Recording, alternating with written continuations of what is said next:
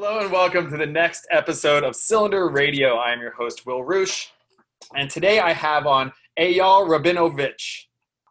Eyal is the founding co-executive director of Resetting the Table.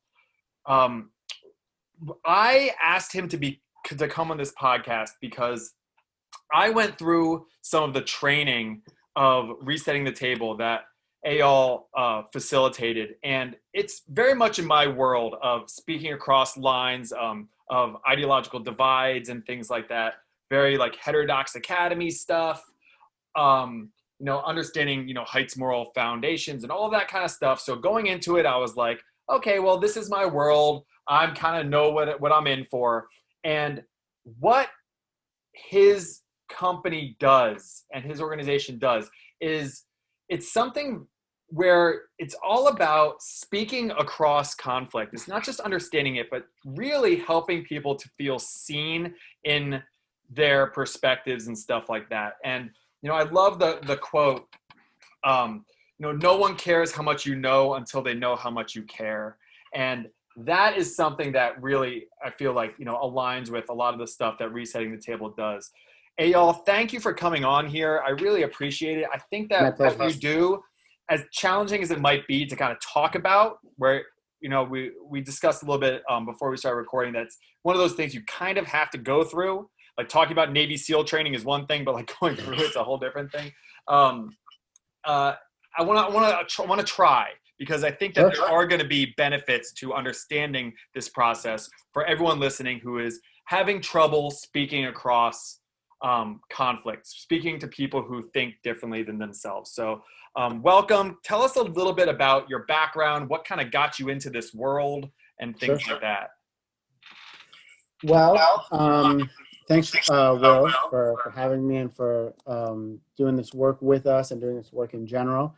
My background, I came to this work very circuitously, as most of us do. There's no degree to set you up in political mediation work. I have a PhD in sociology from UCLA, down the street from where you are. And I grew up, my name is an Israeli name. I grew up in an Israeli-American household, and conversation around politics, political conflict, the Israeli-Palestinian conflict in particular, but so many other things were just part and parcel of my growing up. When I was in graduate school, when I was getting my PhD, my focus was on how do complex societies, where there are so many differences, so many different perspectives, work out their differences beyond simple legal adjudications through the legal system. How does a democratic world come together? How does a democratic organization exist? Stuff like that. As I was really diving into those questions, and my research work was showing me that there is a pathway to do that work professionally in the form of mediators and facilitators and other people whose work it is to bring people together across differences and divides. I decided that the right space for me was more as a practitioner than as a researcher, less in academia and scholarship and more in the doing. And at the same time, I met my co-founder of Resetting the Table in those years, Melissa Weintraub, who is now also my spouse.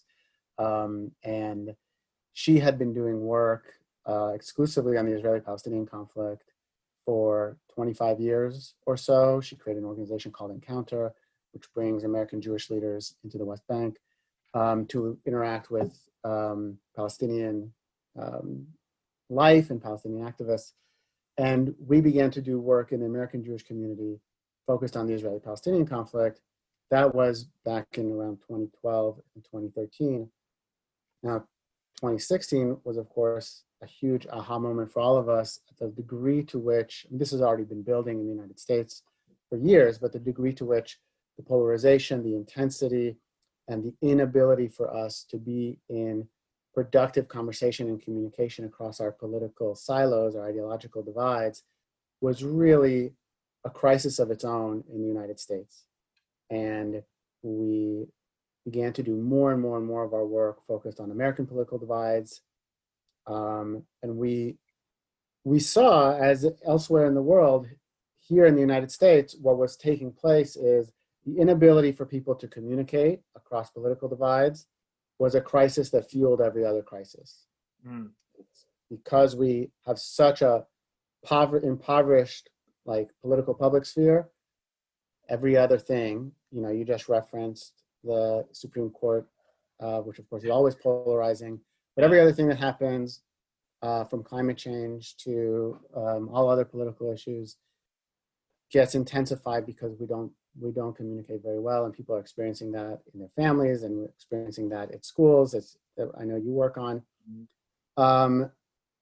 So I was trained over in a range of different mediation frameworks.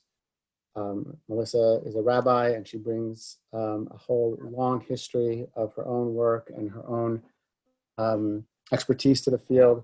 And we evolved this model that you referenced earlier for interacting across political differences and political divides in ways that are productive and constructive. And now, of course, this is a cottage industry of a sort. There are many, many organizations doing this work, especially since 2016. And one of the things that we pride ourselves in, as you said, in terms of what you found in our work, Will, is the need to create a theory and a practical toolkit around not just understanding how these silos came into existence and understanding where people are coming from and what they might be sitting with, but when the interaction happens between people, how do you produce communication that allows people to stay in the conversation, that allows people not to, get angry and escalate and lose it, or feel endangered and fearful themselves, or angry at the other, and all the different ways that we kind of our interactions deteriorate. How do we do that? And that's one of the things that is rare to find, and our methodological toolkit is focused on doing that, and doing it in such a way that we don't ignore our differences, we don't look away from them, we go towards them and explore them while staying as much as we can centered, rooted, connected, even as we might be challenging each other, even as we might be exploring things that are we have a lot of passions around. So that's what we try to do. Yeah. Right now I've heard the term, Douglas Murray was just on Joe Rogan, was talking about the term empire ending. Like some things that are happening could be empire ending, like leading to civil war essentially in our country. Mm-hmm. I think that's getting to a point where it's actually like a possibility in the future. It looks that way if you study history and stuff. Having like the background of the Israeli-Palestine divide, is that like, that seems like a perfect place, for lack of a better term, like it's a perfect place to really study divide, because that's as deeply seated as it gets. I mean, it goes back thousands of years. It's religious, it's social, it's kind of everything all in one. Do you think that it just makes sense to use that as like the kind of like a testing ground, so to speak? I'd probably caution against that. I mean, I do think that when you look at cases across the world of political conflict that turns violent, and I think you're right in that we seem to be at the beginning of an era of political violence in the United States that is of a different nature than it's been before. It's hard to know where things are going to go. You can see patterns of conflict dynamics at the grand social level, the ways in which people begin to distrust one another, begin to question one another's sources of information, the ways in which escalation breeds further escalation, contempt breeds contempt, siloing and entrenchment breed more siloing and entrenchment. That happens in many, many places. I don't think, however, that any of that feeds our learning over what to do when we get people in the room, necessarily, looking at history. I think what we actually want to focus our energy on, and what we focus our energy on, is on dynamics of interaction.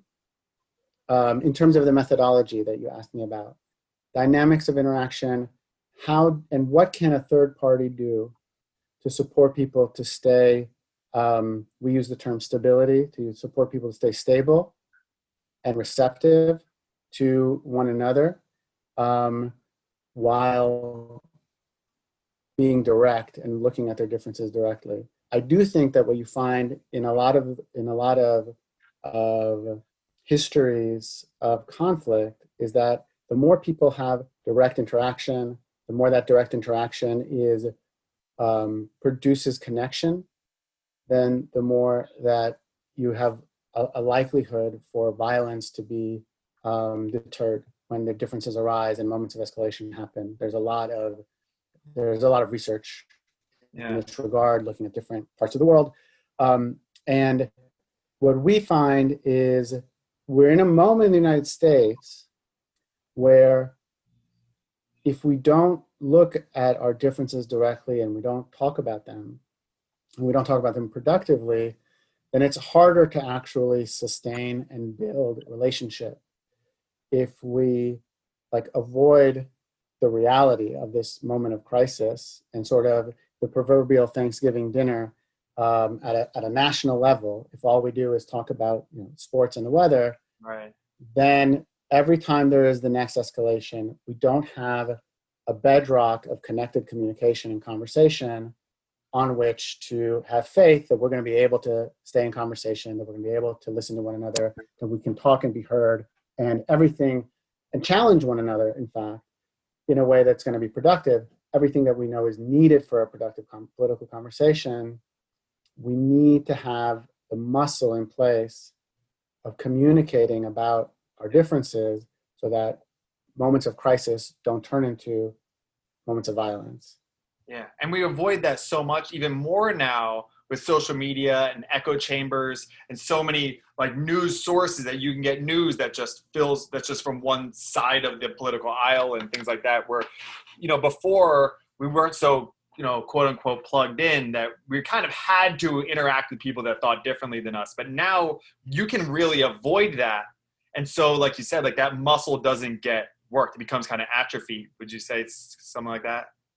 Well, a lot of our work happens in spaces where there are still people in in the United States where we might call purple spaces. Mm-hmm. If we're thinking about our national political conversation as the red and the blue. And, I shared with you, we created a film called Purple, mm-hmm. That talks about experiences that we had in the rural Midwest, producing conversations across political divides there. There are lots of spaces in America that are still intellectually and politically and ideologically heterogeneous, that are still purple, so to speak. And those are the spaces that are asking for help. Those are the people that where we can have very strong, productive dialogue and productive conversation in various communal settings, churches and synagogues, for example, schools. You find that they do converse. They even though they're in the same town, they do interact like a Trump and never Trump. They do interact still. Less and less. Yeah. But yeah. What we have found is that they want support in doing so. Okay. They have the desire. Their communal bond will also fall apart. So many parts of America don't want to go the route of the polar space. That's so many families, so many workplaces. Yeah. And they know that that's possible. They know that's a fear. And so we have worked with hundreds of campuses and churches and synagogues and other spaces where they have a diverse constituency present, politically speaking. They have political diversity internally, and either something has happened or they want to prevent things from happening and escalating, where they know they need to talk to each other to stay united. Just like many people feel that way about our country writ large. Right. But we have internally, turned into smaller pockets. Okay, so there has to be some sort of common community or common bond together to start, at least to get the ball rolling, so to speak. Yeah, usually we work either with people who serve such spaces themselves and they want training in how they can put a room together, or we work with communal environments where there's some degree of internal difference. They want it addressed. They want to be able to build what we call a culture of dialogue and culture of deliberation in the face of differences and conflict. And that really is the key. Instead of producing a single event where people can come together, have a single conversation, building up what we call an infrastructure of dialogue where there is a communal norm at place. When we have differences, we talk them through. And all of that, to your earlier point, is really rooted in people knowing, well, how do we do that? Because we have so few models in this moment. Yeah. And everyone is getting angrier and angrier through things like social media and regular media. Yeah. So is one of the requirements that they have to, maybe this is a stupid question, but like, do they have to want to communicate? Because the reason I bring that up is I use social media, and I watched the Mr. Rogers documentary. I tell the story all the time, but I watched the Mr. Rogers documentary. I love Mr. Rogers. And when television first came out, he was watching it, and he goes, what a beautiful just platform, just this amazing opportunity to get connected to children all around the world. But what are they connecting with? And it was violence and, robots having, karate and blowing each other up and stuff. He said, it's a shame that such a beautiful platform that could connect people and educate children and stuff is not being used for that. I want to be something different. And that really connected with me because of what I'm using social media for, is trying to connect to people. And I've connected with a lot of people through like platforms like Instagram, which people say only divides us. But I get into some conflict. What I do is I invite them to have a conversation. So I say, do you want to have an actual like video conversation, a respectful conversation? And I mean, it always turns out cordial, even if we disagree. It always turns out cordial. A lot of times turns out to become a friendship to some degree.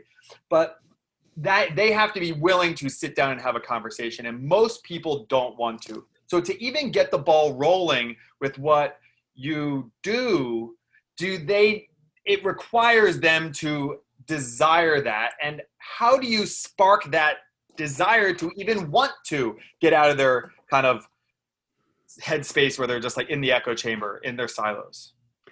Well, I have had a different experience in terms of when you said, I think most people don't want to. That's not what we find. We find that there are a lot of people who are tremendously suspicious, reluctant, and resistant for entering into conversations that they have seen repeatedly go poorly. Where they expect they're going to be maligned and caricatured. They expect they're going to be told they are somehow inadequate, whether they're going to be called, prejudiced and racist and bigots, or they're going to be called naive fools with their heads in the sand, or any number of things that you said you've been called yourself. And people see the name calling happening in every direction, and they've had bad experiences themselves. And they also have a lot of associations. Frequently, we find people have a lot of associations with dialogue work and expect it to be avoidant. They expect it to be superficial, or they expect it to be very directive, where the whole process is set up to promote a particular perspective. And what we have found at the root, and this goes to the root of our methodological core, what makes people receptive to both the process and each other, to both being in conversation with one another and to be supported to be in conversation with one another by a third party, is feeling like they are known in this space, and they will be known in this space the way they know themselves and the way they wish to be known. If you give people recognition for the ways that they understand the world, the ways that they understand the issue that's being discussed, you can disarm an enormous amount of the responsiveness they're sitting with, even as you're putting them into conversation with other people who see that same issue and see the world around them, operating from a very different lens. The fact of the matter is, what we find repeatedly over and over again, tremendous from our participants when they feel like they did it, they can do it. it can be done because there is such a desire, especially amongst Americans who grew up or perhaps came to this country inspired by the idea of democracy, inspired by, like, increasingly everywhere we go, people are lamenting a kind of loss of democratic norms and democratic institutions because they usually believe that there is some other who is eroding the possibility for positive, honest communication. Or they often believe that there's such a sense of urgency about what they care about and the threats that they feel are happening to them. There's, quote unquote, there's no time to talk. And as people enter into conversation,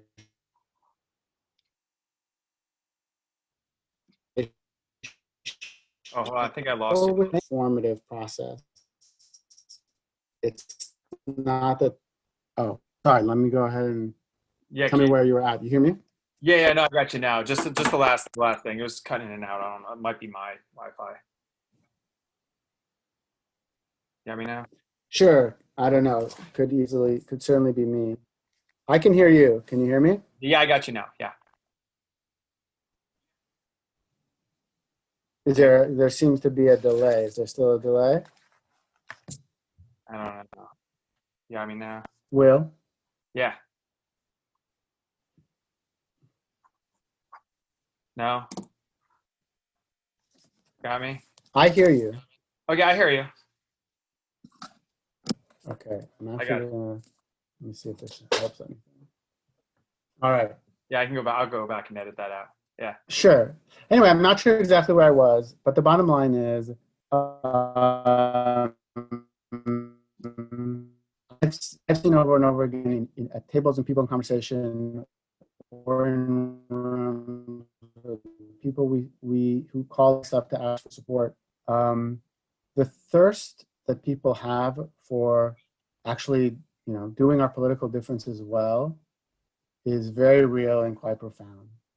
It's very easy to become cynical in this moment. I don't blame people for doing so, but cynicism is usually the product of an idealism that got squashed over and over again.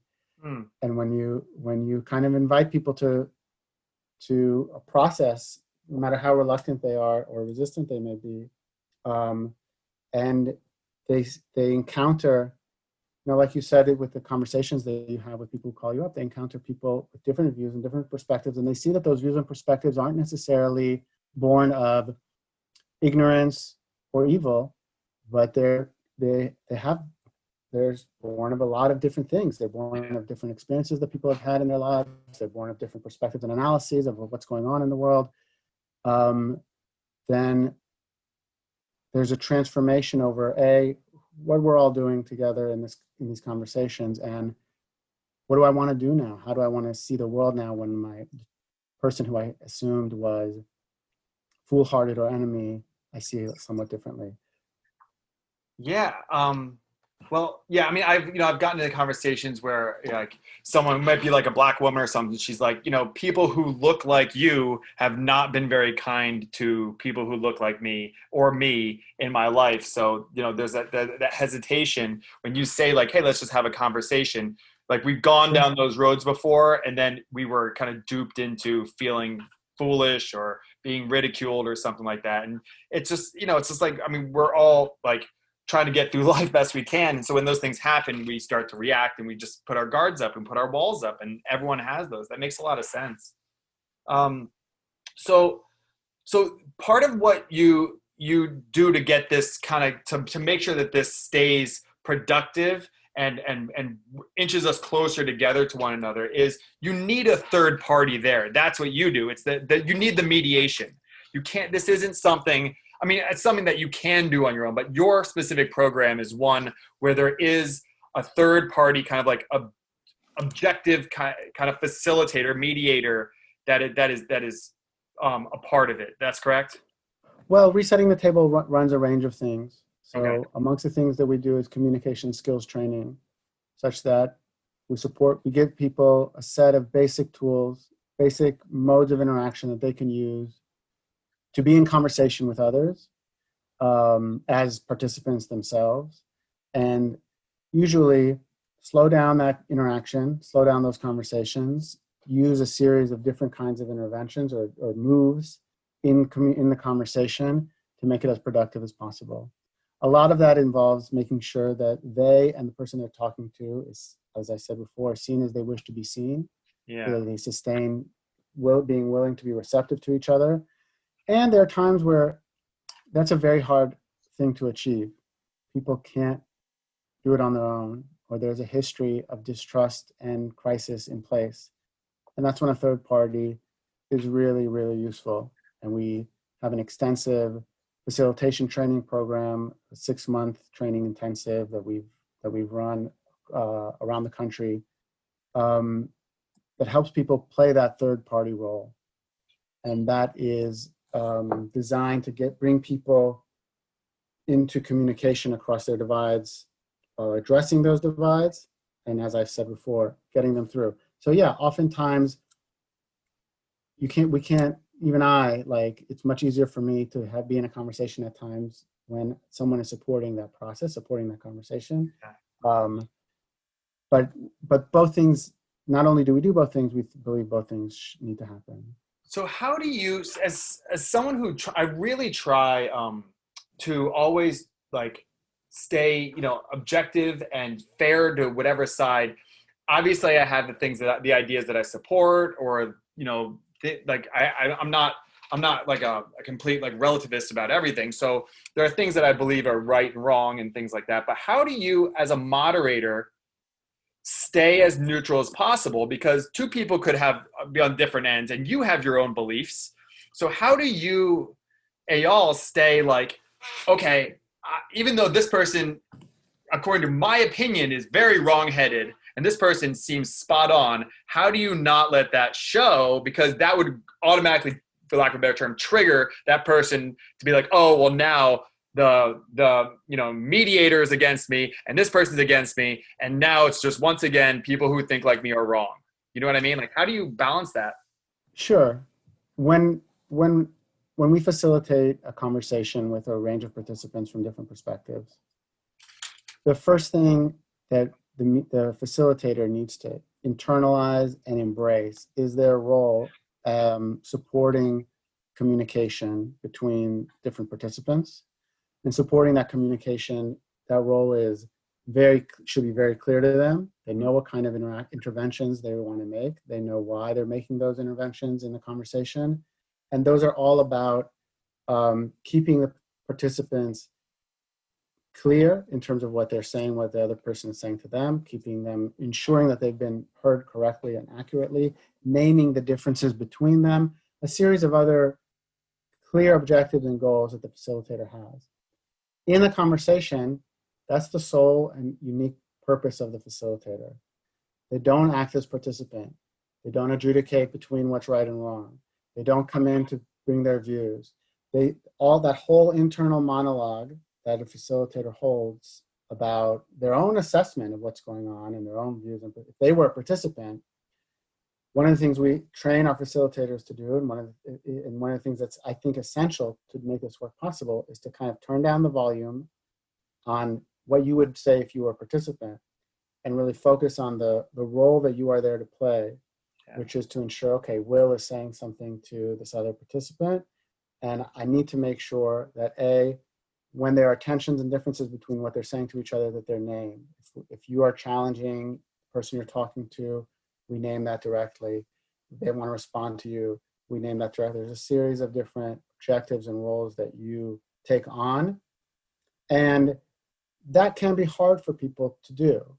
And in that sense, facilitators need to be matched up well in terms of the conversation they're facilitating, the people they're facilitating, so that they have the internal capacity to hold that room, to hold that table, to hold that conversation.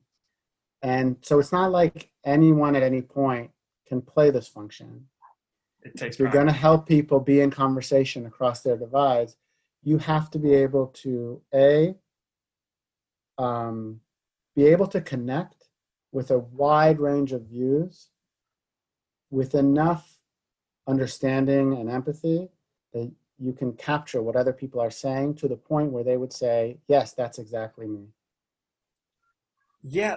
The And B, oh, yeah, yeah. to stay calm yourself, to not be afraid of going into the differences in the conflict where you're conflict avoidant, but not get triggered by the difference in conflict where you need to start being a participant and telling people what you think. So you have to be able to do all of those things at the same time. And if you can't, this probably isn't the role you should play in terms of promoting dialogue and deliberation across divides. Yeah, probably. But people, people are so guided by their emotions in a lot of situations. I have friends that are super empathetic people, but they're empathetic for like their in group, and they're horrible to the out group.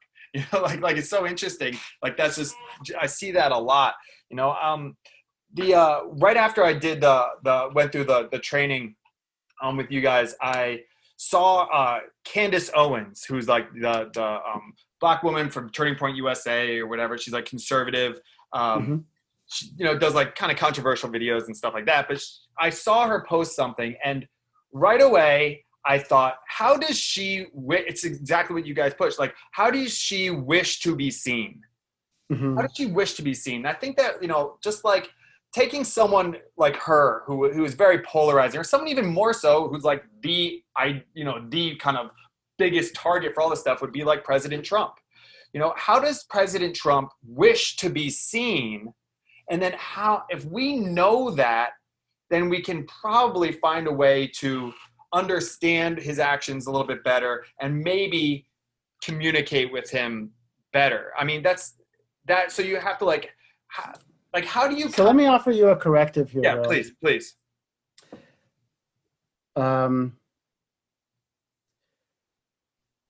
The goal of the let me see how Are I you going can to say I'm put making this. assumptions? No, it's about when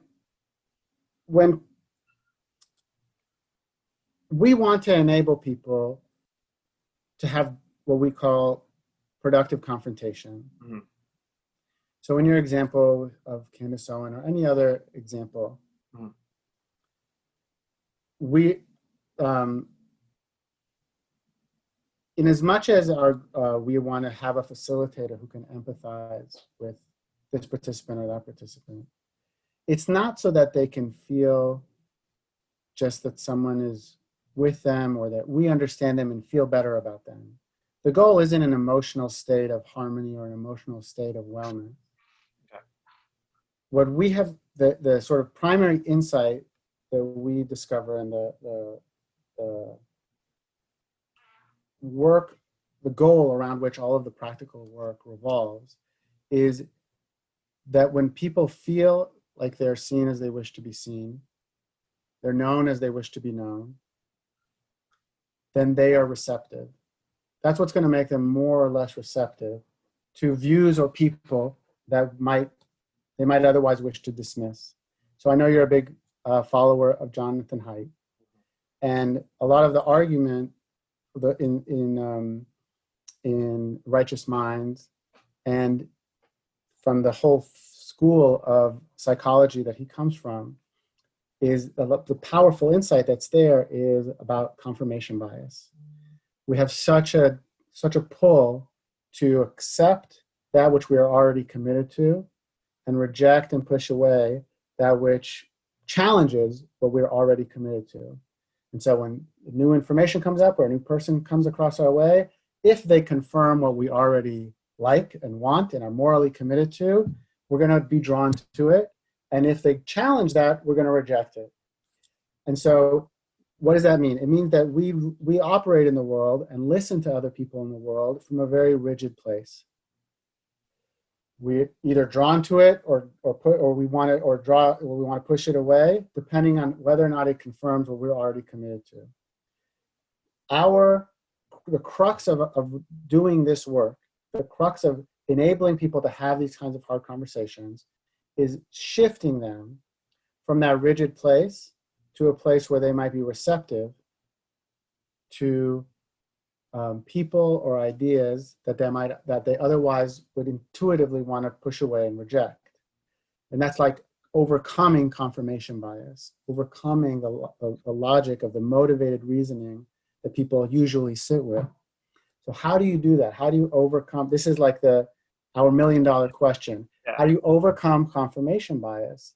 And what we have found is if you can enable people to feel like you or someone in the vicinity is working to ensure that they are seen as they wish to be seen, that they're rightly understood here. And this rests on a lot of research in sociology and psychology.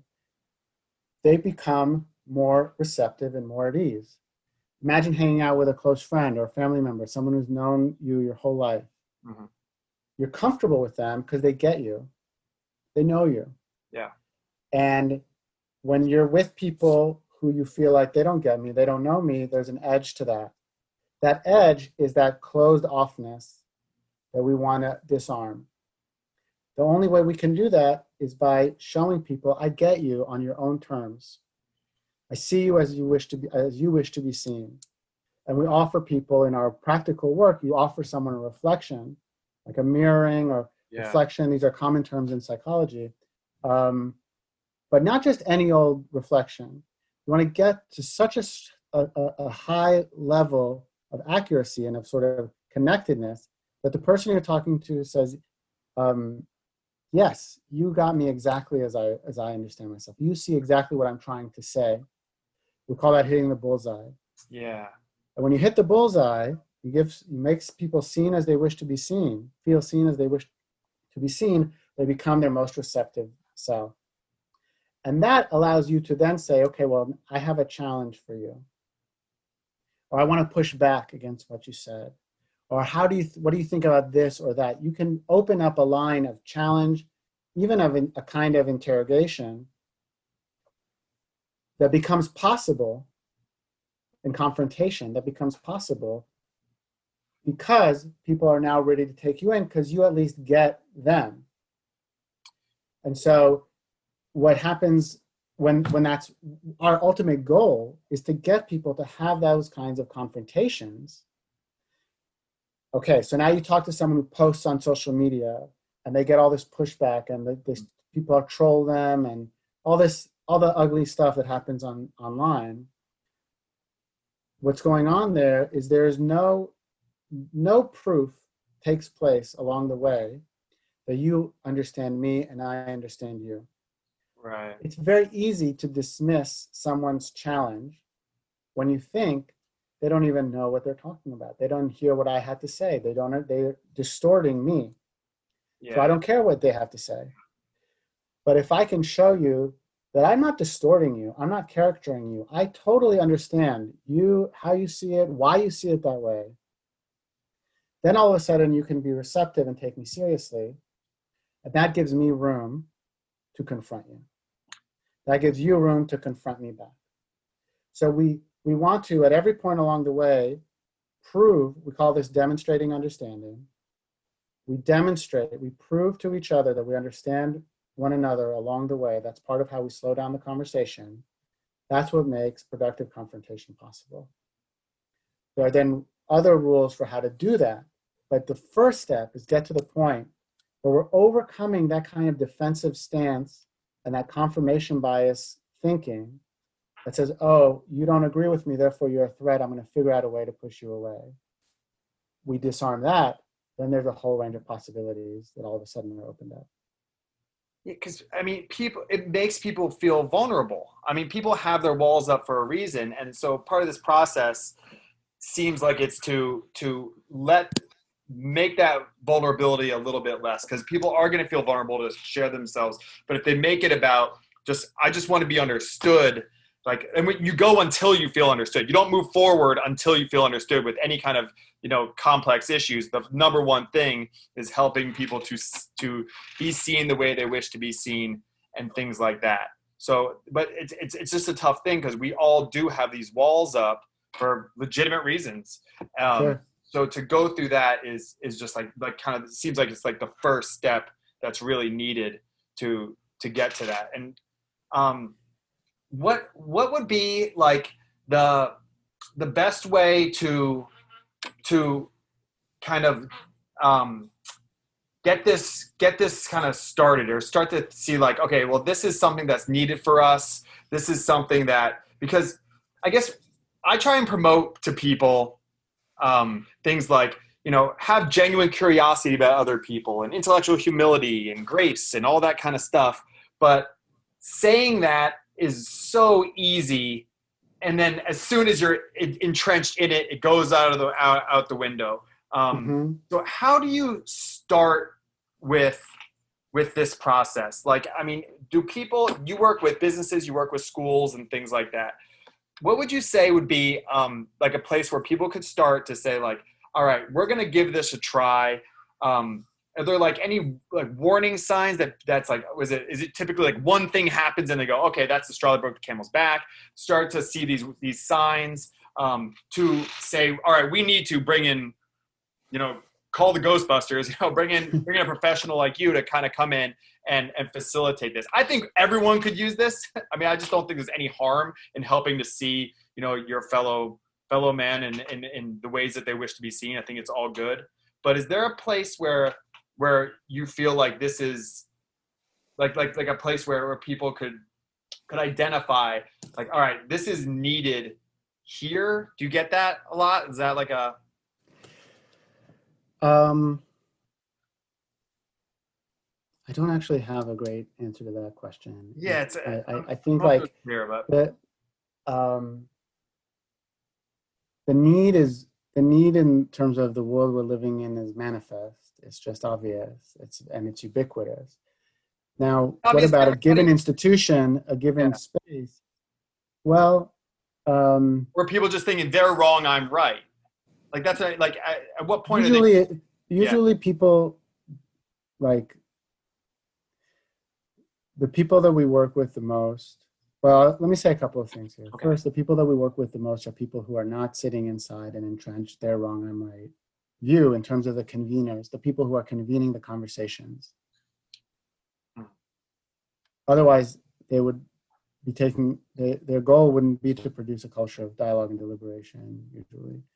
Um, but if you are a head of school or a pastor or a rabbi or priest, or if you are a director or employer, and you have a complex political situation like community in your context, um, then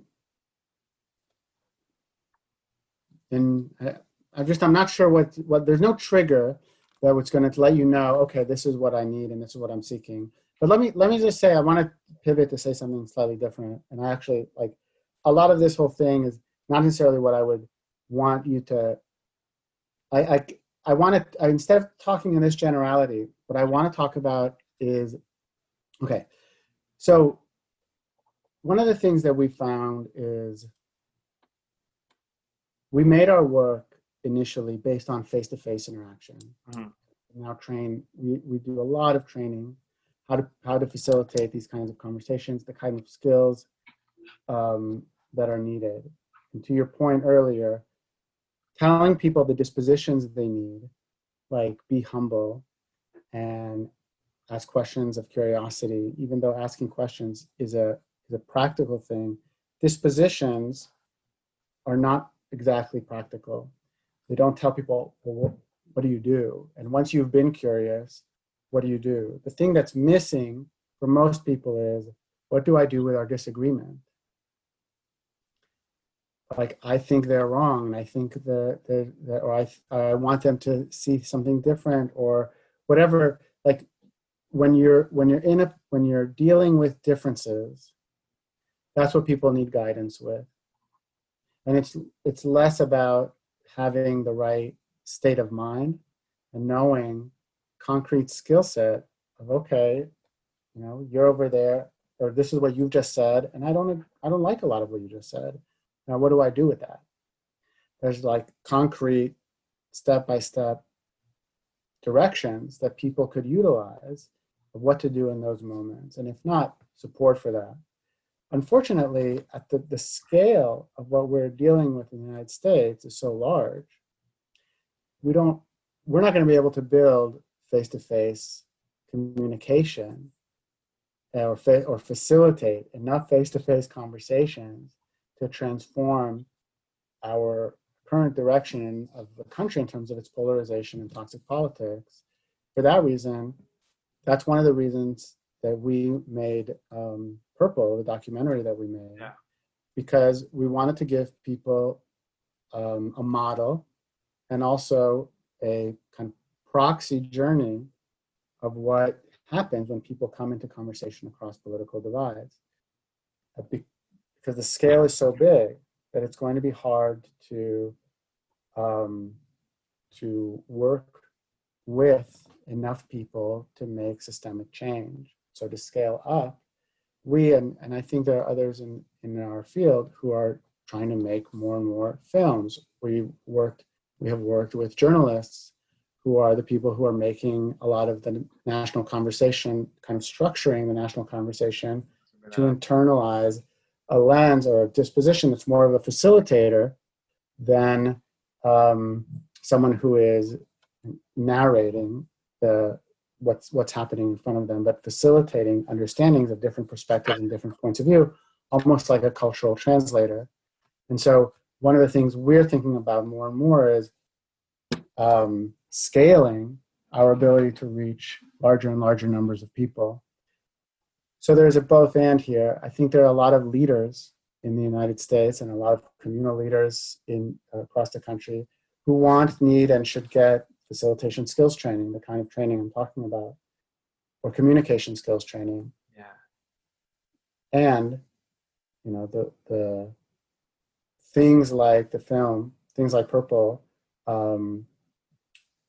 hopefully will reach greater and greater audiences to enable them to seek out and believe in the possibility, overcome that cynicism that we were talking about earlier, believe in the possibility of being able to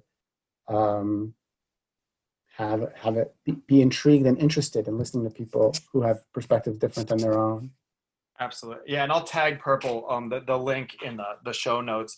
I guess my question was a little jumbled, but it was essentially like, at what point do you go, okay, we got to figure this out? But maybe perhaps it's instead of, like, I think the New York Times would be great to go through this kind of training, or CNN, like you said, you mentioned media sources, but or any, schools and businesses and all that kind of stuff. But maybe just approaching it like you would be better off. It's not necessarily that you have to wait till the ship is sinking to just recognize that this is something that'll just make everything better. Now, I don't know what your goal is as a media source, if it is to be dividing or whatever, but just to if you want to be inclusive and get the best out of your employees or whatever your group, it's probably a good idea. I love what you're doing. That's why I wanted to have you on here. I know it's not easy. Like, I was originally going to say, like, let's just kind of go through the process a little bit on here, but I don't know if that really translates well. It's one of those things where I think that the audience should watch Purple. They can reach out to you. I'm sure there's going to be, more resources that you have available and things like that, resetting the table. But it's absolutely necessary. And so much going on right now is I'm trying to help people fast forward through this really polarized, divided time. And let's come out on the other side and come out better. And let's learn from this very divisive time. And I really think that what you are doing, Eyal, is going to be could be a really key part of how to go about that, along with all of these other methods and things like that. Yeah, I think Will, that I probably have a more cautious, more guarded outlook than the optimism that you just displayed. Like, our aim is to make the contribution that we can make to exactly the kind of transformation you're talking about, to enabling people to imagine and experience people and views that are outside of their silos and echo chambers, and realize a kind of reasonableness and being able to be effective at confronting the reasonableness of the other side in as much as it is there, or the other sides, the many other perspectives that exist. And the headwinds in this moment are profound. Yeah. We have everything, not everything, but much of our political dynamic like you named a lot of it, social media and political polarization, the Trump phenomenon, and that's also a polarizing thing, the election that's coming up, Yeah. is pushing in the other direction. And I do think there's likely going to be a lot more political um, um, fighting and political violence, even Yeah. in the near term and the medium term. But we know and we have seen and we have felt inspired by many people and places around the country that are afraid of that, and they want to work to figure out a way to do something different than that, just like you're trying to do here. And the methodology we've constructed, Purple, and all the things that we do is trying to make a contribution, like so many other organizations are trying to make a contribution right now to begin to grow something else, to seed a different way of doing that realizes what's going on in the contemporary world and tries to make it different. Absolutely. And, so that's why, I think that just the more that everyone was kind of on board with it, I see you and I very kind of different elements, but on the same kind of side of what we're trying to aim for. Best we can help each other out, the better. So the more we can help each other out, the better. So how can people get a hold of you? Just resettingthetable.com? Is that where people can Our website is resettingthetable.org. .org, okay. And anyone can send an email to info@resettingthetable.org, which we'll receive, and free to ask us anything. Yeah. All right. Well, thank you for giving me some of your time to kind of walk through this process a little bit, just to expose you to my audience. Because if they're following my podcast and they're obviously looking for new perspectives and trying to bridge gaps and things like that. So I think it's people that would be receptive to your message and everything like that. So I really appreciate you being here, Eyal. Thank you. Sure. My pleasure, Will. Thank you. All right. Yeah, it's good to see you. Take care.